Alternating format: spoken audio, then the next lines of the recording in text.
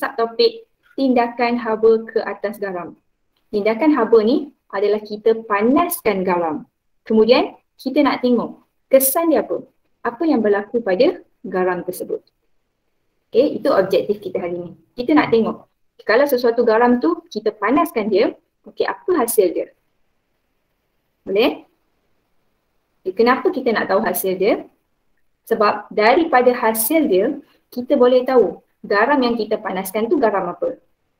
Okay, saya bagi kes macam ni. Sebagai contoh, saya ada satu garam, tapi saya tak tahu nama garam tersebut. Okay, ini garam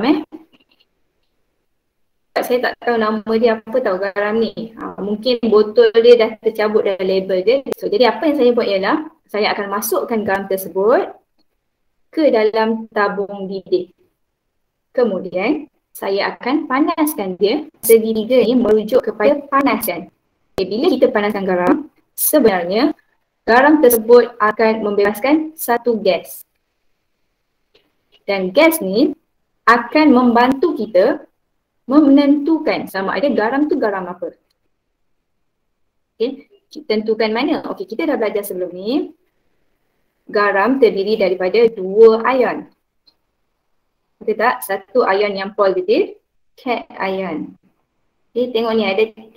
T ni positif. Okay, cation ion ni ada ejaan dia ada T. So T positif. Okay. Ion negatif adalah N ion. Ion logam dan juga ion amonium yang bercharge positif.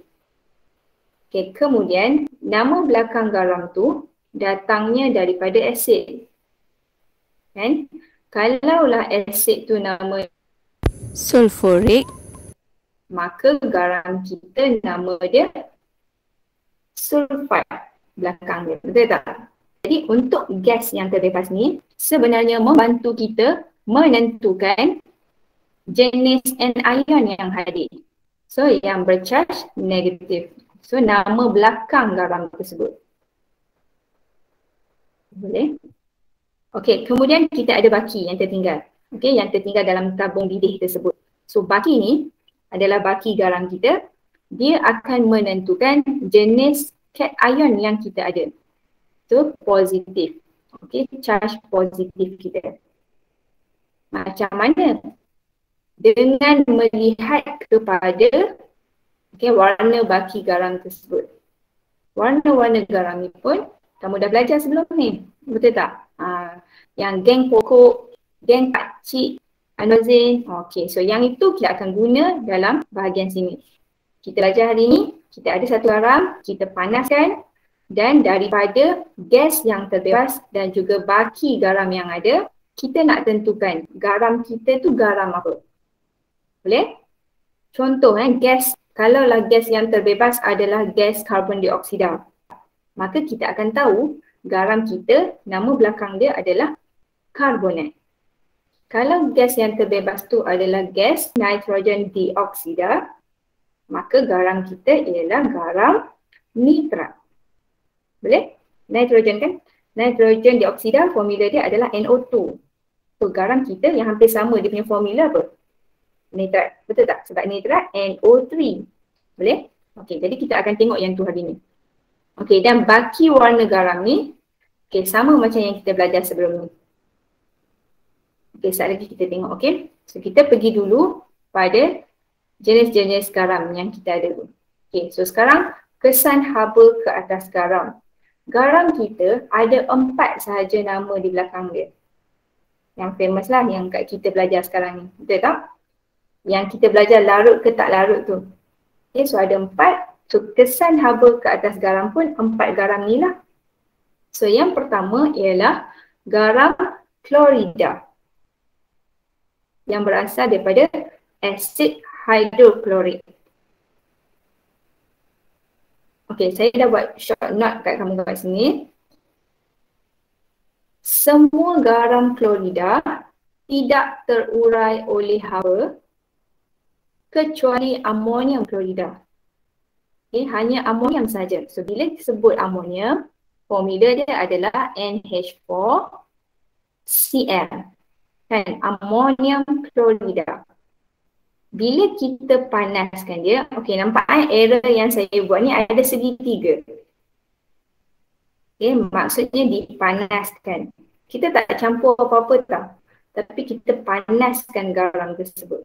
Dia akan menghasilkan NH3 dan juga HCl.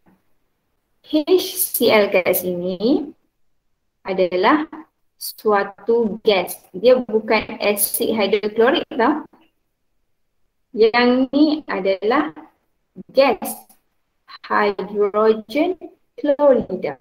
Okey, garam-garam lain, garam-garam klorida yang lain, kan?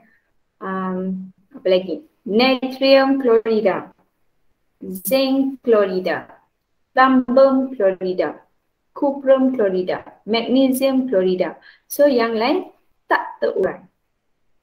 Maksudnya bila kamu panaskan dia, dia membebaskan apa-apa gas. Okay, dia tak berubah apa-apa pun. So tiada perubahan. Seterusnya, Garam sulfat. Garam sulfat pun sama. Semuanya tak terurai oleh haba kecuali ferrum dan juga zinc sahaja. itu pun perlukan haba yang sangat tinggi. Kalau haba yang rendah, dia pun tak akan terurai.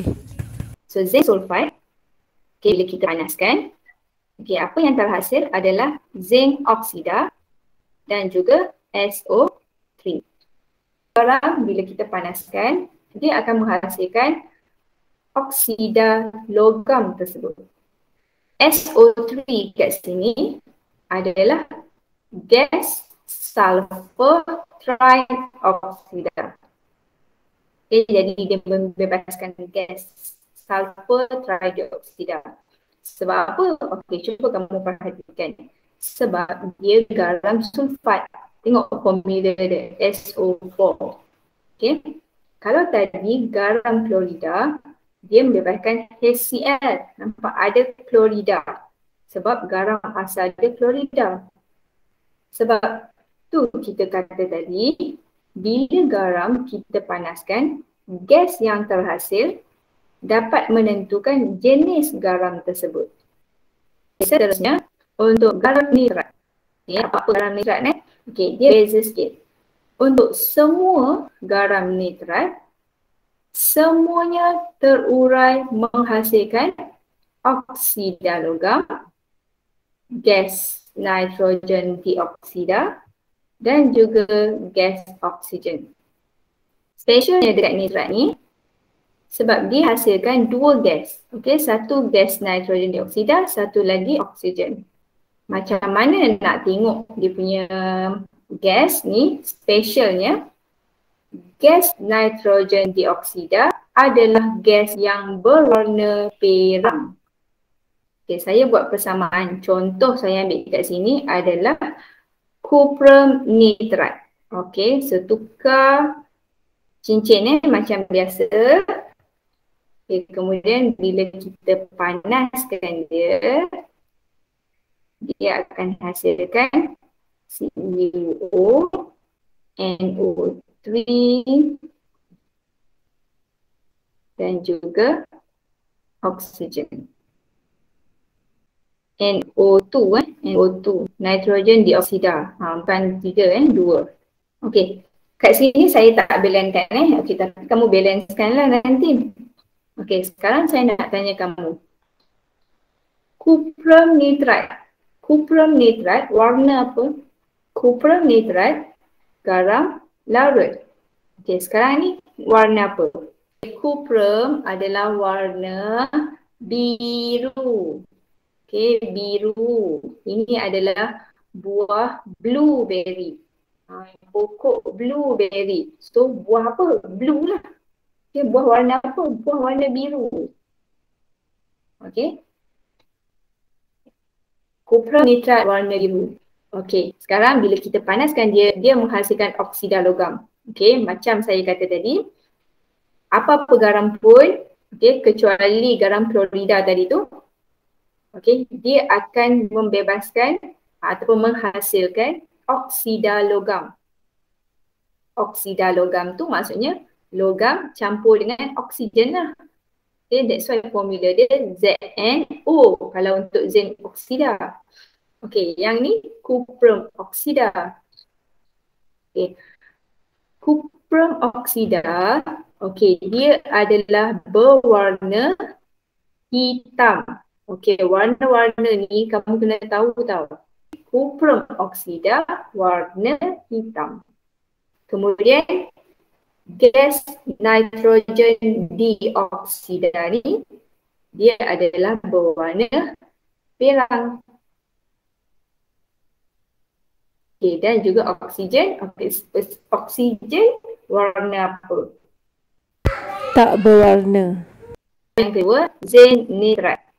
Okay, bila kita panaskan dia, dia akan menghasilkan zinc oksida, gas nitrogen dioksida dan juga oksigen. Okay, tengok lagi sekali. Hasil dia yang utama mestilah oksida logam tersebut. Zinc nitrat warna putih. Okay, zinc oksida. Okay, kat sini saya nak highlight kat kamu sangat penting sebab nak cam dia nanti soalan famous sangat benda ni, dia suka tanya. Okay, zinc oksida dia bukan warna putih dah. Okay, zinc oksida dia special. Bila dalam keadaan panas, dia warna kuning. Bila sejuk, dia warna putih. Okay, dia berbeza sikit. Okay, dia ada dua color. Bila waktu tengah panas tu, bila yang kita tengah panaskan lagi, kita akan dapati baki garam tu adalah warna kuning. Tapi bila dah kita biarkan, dia dah sejuk pada suhu bilik, dia akan bertukar jadi warna putih. Gas yang terbebas sama je. Okay, sama saja. Okay, so kita pergi pada contoh yang ketiga. Plumbum nitrat Okay, bila kita panaskan, okay, dia akan hasilkan sama juga. Gas dia sama. Okay, dua gas tersebut. Okay, kemudian apa hasil utama dia? Oksida logam. So, oksida logam sebab dia plumbum, maka dia PbO. Okay, dan kamu kena cam juga, dia punya warna semasa panas ialah berwarna perang. Okay, bila dia sejuk, dia berwarna kuning. Plumbum nitrat warna apa? Warna putih. Kenapa saya bagi contoh tiga ni? Sebab tiga ni dia special. Dalam mana-mana soalan pun suka tanya dia. So kamu kena ingat, untuk cuprum oksida warna hitam, kopi O. Okay, untuk zinc oksida, okay, kamu ingat telur. Okay, dalam panas tu kuning, luar putih. Telur putih Okay. Kemudian untuk plumbum oksida, kamu ingat telur busuk. Okay, so dalam dia panas warna perang, luar dia pudar sikit warna kuning. Gas yang terbebas sama saja untuk garam nitrat, gas yang terbebas adalah gas nitrogen dioksida dan juga gas oksigen. Tapi bila kita panaskan dia tu, kita akan nampak jelas gas nitrogen dioksida. Sebab apa? Sebab dia warna perang. So jadi bila dia terbebas warna perang, kita tahu dah, oh itu adalah gas nitrogen dioksida.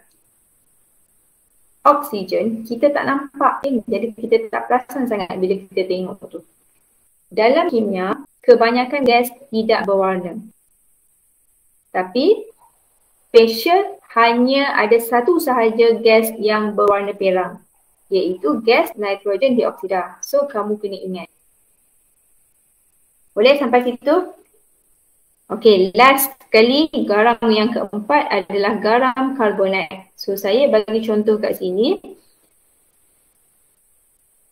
Cuprum karbonat. Okay, bila kita panaskan, okay, dia akan hasilkan cuprum oksida juga dan juga gas karbon dioksida. Untuk garam karbonat, ada yang terurai, ada yang tak terurai. Okay, yang tak terurai dua saja. NaK, okay, Na dan K. natrium dan juga helium sahaja yang tidak terurai. Yang lain terurai akan menghasilkan logam oksida dan juga karbon dioksida. Boleh? Okey, warna sama macam tadi lah. Okey. CO, warna apa tadi kita kata? Dia adalah warna hitam. Okey, yang special juga kat sini, cuprum carbonate. Cuprum carbonate dia warna hijau. Dia special. Jangan pula kata, cikgu, bukan cuprum. Warna biru ke? Betul. Cuprum chlorida warna biru. Cuprum nitrate warna biru. Cuprum sulfide warna biru. Tapi cuprum carbonate dia warna hijau. Kenapa pula cikgu? Okey, sebab dia macam ni. Cuprum carbonate garam tak larut. Okey, yang lain tu garam larut. So dia warna biru. Cuprum carbonate special warna hijau. Sebab apa? Sebab dia garam tak larut. Jadi dia wujud dalam keadaan pepejal. Boleh? Okay, nanti kamu check balik, tengok balik yang video yang garam larut, yang mana garam tak larut tu. Okay? Nah, beza dia senang je untuk mana-mana garamnya. Okay. Garam klorida sahaja yang special. Itu pun amonium klorida sahaja yang bertindak balas. Yang lain tak bertindak balas. Okay, untuk garam sulfat dengan garam karbonat, dia lebih kurang hasil dia. Nampak tak? Hasil dia adalah oksida logam dan satu gas. Garam sulfat, dia bebaskan sulfur dioksida. Kalau karbonat, dia bebaskan karbon dioksida. Sebab tu kita kata tadi, gas tu menentukan jenis garam tersebut. Okey, boleh? Karbonat akan bebaskan gas karbon dioksida. Okey, gas nitrat akan bebaskan gas nitrogen dioksida. Garam sulfat akan bebaskan sulfur dioksida. Okay. Garam klorida akan bebaskan gas hidrogen klorida. Okay. So yang ni pengecualian yang special kamu kena ingat. Ingat lagi. Memang kimia banyak benda kena ingat. Tapi bila kamu dah ingat, dia sangat senang soalan-soalan dia. Okay, so kamu akan recognize benda tu cepat. Okay, terima kasih semua atas kehadiran kamu.